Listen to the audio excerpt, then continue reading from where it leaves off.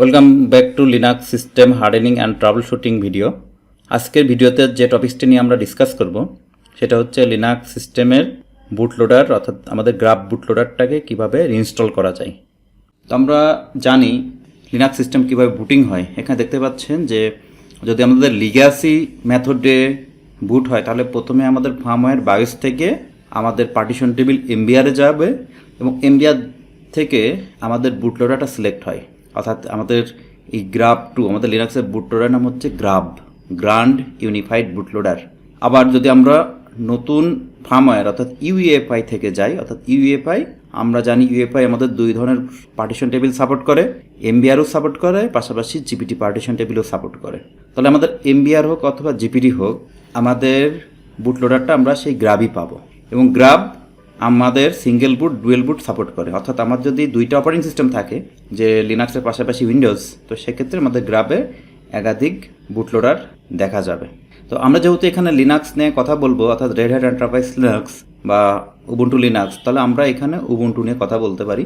এখন এই গ্রাব বুটলোডারটা থাকে কোথায়? এই গ্রাব বুটলোডারটা থাকে হচ্ছে আমরা বুট পার্টিশন হিসেবে যে 500 স্পেস অ্যাসাইন করি অর্থাৎ /boot লিনাক্সে যে /boot নামে একটা পার্টিশন তৈরি করি, সেই বুটের ভিতর থাকবে হচ্ছে বুটলোডার। অর্থাৎ আমরা যদি একটু লিনাক্স সিস্টেমে যাই তাহলে এই বুটলোডার সম্পর্কিত ইনফরমেশন পাবো এবং এই বুটলোডার থেকে পরের স্টেজ অর্থাৎ কার্নেল লোড হয়। তার মানে আমার সিস্টেমের অপারেটিং সিস্টেমের প্রথম যে অংশটা কাজ করে সেটা হচ্ছে আমাদের বুটলোডার। আর এমবিআর বা আমাদের জিপিটি কিন্তু আমাদের হার্ড ড্রাইভের পার্ট, অর্থাৎ এটা কিন্তু আমার হার্ডওয়্যার পার্ট। আমাদের ওএসে ঢোকার প্রথম পার্টটাই হচ্ছে আমাদের এই বুটলোডার। তাহলে আমরা প্রথমে অপারেটিং সিস্টেমে ঢুকি। এখানে দেখতে পাচ্ছেন এটা একটা রেড হ্যাট এন্টারপ্রাইজ লিনাক্স। আমরা এই কাজটা এই এক্সপেরিমেন্টটা আমরা রেড হ্যাট ক্যাটাগরি যে কোনো অপারেটিং সিস্টেম আমরা করতে পারি।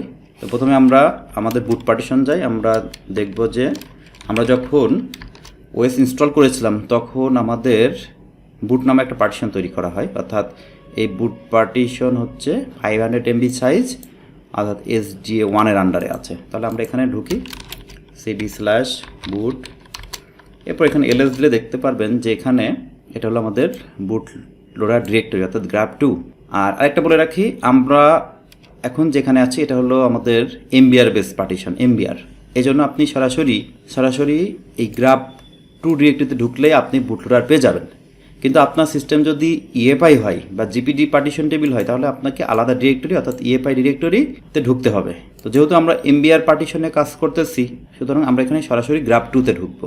আচ্ছা, cd GRUB2 এখানে ঢুকলে এখানে দেখতে পাবেন যে এখানে grub.cfg নামে আমাদের একটা ফাইল আছে grub.cfg। এই grub.cfg ফাইলটাই হচ্ছে আমাদের এই বুটলোডার। এখন আমরা দেখব যে এই grub.cfg ফাইল আসলে কোথায় কাজ করে। তো আমরা সিস্টেম যদি রিবুট দিই তাহলে এখন দেখেন রিবুট দিলে দেখবেন যে আমার grub.cfg হচ্ছে আমার সিস্টেম যখনই রিবুট নেবে, রিবুট নেওয়ার সাথে সাথে আমরা প্রথম যে ব্ল্যাক স্ক্রিনটা দেখতে পাই সেটাই হচ্ছে আমাদের বুটলোডার। অর্থাৎ আমরা এখানে যদি রিবুট কমান্ড দিই তাহলে এই যে অংশটা দেখতে পাচ্ছেন এই স্ক্রিনটাই হচ্ছে আমার বুটলোডার। আর আমাদের স্ক্রিন যে দুইটা দেখতে পাচ্ছেন এই দুইটাকে বলা হচ্ছে কার্নেল। এখন কোনো কারণে আমাদের এই বুটলোডারটা মিসিং হতে পারে। এখন আমার এই বুটলোডার যদি মিসিং হয় তাহলে আমার সিস্টেমটা দেখতে কেমন? তো আমরা আমাদের এই ভিডিওতে যেটা শেখার উদ্দেশ্য সেটা হচ্ছে যদি কোনো কারণে আমার সিস্টেম এই বুটলোডার মিসিং হয় তাহলে আমরা সেটাকে কিভাবে রিকভার করব। তো আমার সিস্টেম যদি এই বুটলোডার মিসিং হয় তাহলে কীরকম দেখতে হবে আমরা সেটা দেখতে পারি। ধরে নিই আমার সিস্টেমে সেই বুটলোডারটা নাই, তাহলে আমরা সিস্টেমটা আবার লোড করি। তাহলে আমরা সিস্টেমে আবার চলে আসলাম। তাহলে আমরা cd/boot আবার আমরা গ্রাবে ঢুকলাম। cd GRUB2তে ঢোকার পরে তাহলে আমরা দেখলাম যে আমাদের এই বুট ফাইল অর্থাৎ grub.cfg, এই grub.cfg ফাইলটার কাজ কি এবং সিস্টেম কোন স্টেজে grub.cfg ফাইলটা কাজ করে। এখন ধরে নিই আমাদের সিস্টেমে grub.cfg ফাইল নাই বা কোনো কারণে মিসিং, সেটা কেউ ইচ্ছা করে ডিলিট করে দিতে পারে বা কোনো কারণে করাপ্টেড হতে পারে বা কোনো কারণে মিসিং হতে পারে। তাহলে আমাদের সিস্টেমে এটা দেখতে কেমন হবে? তাহলে আমরা আবার সিস্টেমটা রিবুট দিই। ওকে, তাহলে আমরা সিস্টেম রিবুট দিই। তাহলে এবার দেখা যাক। তাহলে আপনার সিস্টেম দেখতে পাচ্ছেন যে আমার সিস্টেম এখন গ্রাব > আছে, তার অর্থ দাঁড়াচ্ছে আমার সিস্টেমে এখন এই গ্রাব ফাইলটা মিসিং, অর্থাৎ এই সিস্টেমটা আর কোনোভাবেই আর অন হবে না। যতবারই আপনি এটা রিস্টার্ট দেন বা রিবুট করেন কোনো লাভ হবে না, কারণ তার বুট লোডার মিসিং। আর বুট লোডার মিসিং থাকলে তার কার্নেল পাথ সে খুঁজে পাবে না, আর কার্নেল খুঁজে না পেলে ওএস কোনো সময় বুট আপ হবে না। তাহলে আজকে আমাদের যেটা শেখার উদ্দেশ্য হচ্ছে সেটা হলো আমার সিস্টেম যদি কোনো সময় আমার এরকম কোনো একটা সমস্যায় আমরা পড়ি তাহলে সেটা আমরা কীভাবে সমাধান করব। তো এখানে আমাদের যেটা লাগবে সেটা হচ্ছে আমাদের অপারেটিং সিস্টেমের ডিস্কটা লাগবে, অর্থাৎ আমরা যে ডিস্ক ব্যবহার করে বা যে আইএসও ব্যবহার করে আমরা আমাদের ওএসটাকে ইনস্টল করছিলাম। তাহলে আমরা প্রথমে সিস্টেমে আমার ভার্সন অনুযায়ী, অর্থাৎ রেড হ্যাট 8 হোক 7 হোক, রেড হ্যাট 8 যে কোনো ভার্সন বা 8-7-এর যে কোনো ভার্সন, যখন যে ভার্সনে আপনি ইনস্টল করা থাকবে সেই ভার্সনের ওএসের ডিস্কটা আপনাকে এখানে ইনসার্ট করে এটাকে আবার পুনরায় বুট করতে হবে। তারপরে আমরা পরবর্তী কাজটা দেখি। আর তাহলে আমরা এখন যেটা করতে চাচ্ছি সেটা হচ্ছে এই সিস্টেমে এখন একটা বুট ডিস্ক দিব। সেই বুট ডিস্ক দেওয়ার পর সিস্টেমটাকে আবার আমরা ইনস্টল মোডে নিয়ে আসবো, অর্থাৎ যখন আমরা ফ্রেশভাবে ওএস ইনস্টল করতে যাই সেই স্টেজে নিয়ে চলে আসবো। তো আমি যেহেতু আমার এই সিস্টেমটাতে আমি আইএসও ব্যবহার করে কাজ করেছি, সুতরাং আমরা এটাতে আইএসও ব্যবহার করে কাজ করব। অর্থাৎ আমি আইএসও ইনসার্ট করে এটাকে আমরা রিবুট করলে তখন দেখব যে আমরা আইএসও থেকে সিস্টেমটা বুট হচ্ছে। তাহলে আমি সিস্টেমটাকে রিবুট দেবো আবার। ওকে, এখন দেখতে পাচ্ছেন যে আমার সিস্টেম আমি আইএসও বা ডিভিডির মাধ্যমে নতুন করে বুট করার জন্য আমি রেডি করছি, কিন্তু এখানে আমরা install Red Hat Enterprise Linux 8.4 আমি উপরটা দিব না বা টেস্ট মিডিয়াও দিব না। তাহলে কোনটা দিব? নিচে একটা অপশন দেখতে পাচ্ছেন, সেটা হচ্ছে ট্রাবল শুটিং। আমরা এই ট্রাবল শুটিং মোডে ঢুকবো। এই ট্রাবল শুটিং মোডে ঢুকে আমরা আমাদের সিস্টেমটাকে রিকভার করব, অর্থাৎ আমরা আমার সিস্টেমের বুট লোডারটা রিইনস্টল করব। তাহলে আমরা ট্রাবল শুটিং এন্টার প্রেস করব। ট্রাবল শুটিং এন্টার প্রেস করার পরে এখানে দেখতে পাচ্ছেন যে এখানে বিভিন্ন মোড আছে, অর্থাৎ install Red Hat Enterprise Linux, basic graphical mode, rescue mode, memory test, boot from local drive. তো আমরা 2 নম্বর অপশনটা সিলেক্ট করব, অর্থাৎ rescue a Red Hat Enterprise Linux system.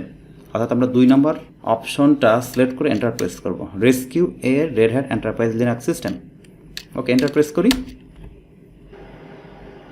ওকে, এখানে দেখতে পাচ্ছেন আমরা ফার্স্ট অপশন আমরা প্রেস করব।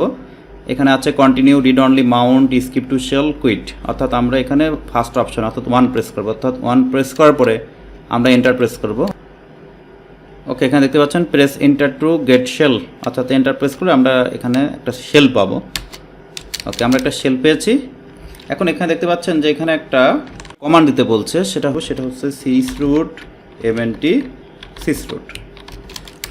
ওকে, এখন যদি আমি ls দিই তাহলে এখানে দেখতে পাচ্ছেন আমাদের মূল সিস্টেমে আমরা কিন্তু চলে আসছি।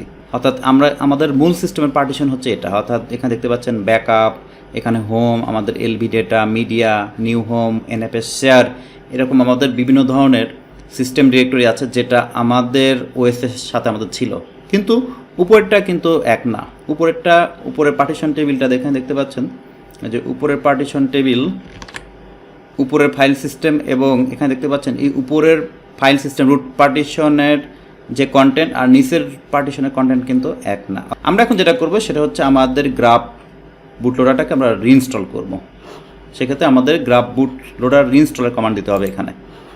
সেক্ষেত্রে আমরা এখানে যে কমান্ডটা দিব সেটা হচ্ছে GRUB2 mkconfig -o অপশন বুট, অর্থাৎ যে লোকেশনে আমার বুট ফাইলটা ছিল অর্থাৎ /boot partition, তার আন্ডারে GRUB2 ডিরেক্টরি, তার মধ্যে যে ফাইলটা আমাদের ক্রিয়েট হবে সেটা হচ্ছে grub.cfg। অর্থাৎ এখানে ট্যাব দিলে কাজ করবে না, কারণ এই নামে তো আসলে এই মুহূর্তে ফাইল নাই, মিসিং। তাহলে আমরা grub.cfg, cfg means configuration file. তাহলে GRUB2 -mkconfig -o অপশন, অর্থাৎ আউটপুট স্পেস /boot, অর্থাৎ আমার বুট পার্টিশন, তার ভিতরে GRUB2 ডিরেক্টরি, তার মধ্যে grub.cfg। আপনার যদি EFI পার্টিশন হয়ে থাকে তাহলে এই পাথটা কিন্তু আলাদা হবে। এরপর আমরা এন্টার প্রেস করলে এখানে দেখতে পারবেন যে জেনারেটিং গ্রাব কনফিগারেশন ফাইল এবং ইটস ডান। ওকে, যদি এটা হয়ে থাকে, ইনস্টল শেষ হয়ে থাকে, তাহলে আমরা প্রথমে আমাদের এই রুট পার্টিশন থেকে বেরিয়ে যাব, অর্থাৎ এক্সিট, অর্থাৎ MNT ভিতর থেকে বেরিয়ে আসলাম। এরপর আমরা শেল থেকে বেরিয়ে যাব, অর্থাৎ রিবুট কমান্ড দেব। এর মধ্যে দেখতে পাচ্ছেন আমার সিস্টেম পুনরায় ওএস ইনস্টলেশনের জন্য আবার লোড হচ্ছে, কিন্তু আমি আমার সিস্টেম থেকে আইএসও অথবা এই বুট ইমেজ ফাইলটা আমরা ডিসকানেক্ট করে দেব। তাহলে দেখতে পাচ্ছেন আমরা আমাদের আইএসও ফাইল বা আমাদের বুট ডিসকানেক্ট করার পর তখন আবার সিস্টেম নতুন করে রিস্টার্ট দিছি, আমাদের বুটলোডার অর্থাৎ আমাদের গ্রাব বুটলোডার আমরা আবার ফিরে পেয়েছি। এখন যদি আমরা আমাদের এই গ্রাব বুটলোডার থেকে ডিফল্ট কার্নেল সিলেক্ট করার পর ইন্টারফেস করলে আমরা আমাদের ওয়েস্টার্ন আবার পুনরায় ফিরে পাবো। তাহলে আমরা সিস্টেম পুনরায় আবার লোড করি, রুট পাসওয়ার্ড এবং পাসওয়ার্ড আমরা দিই, আমার রুট পাসওয়ার্ড দিই। তাহলে আমরা দেখতে পাচ্ছি আমরা আমাদের সিস্টেম পুনরায় ফিরে পেয়েছি। আমরা আবার বুটে গেলে আমরা GRUB2 ডিরেক্টরির মধ্যে গেলে সিডি GRUB2, তাহলে এখানে দেখা যাচ্ছে যে আমাদের grub.cfg ফাইলটা ঠিকমতো আছে।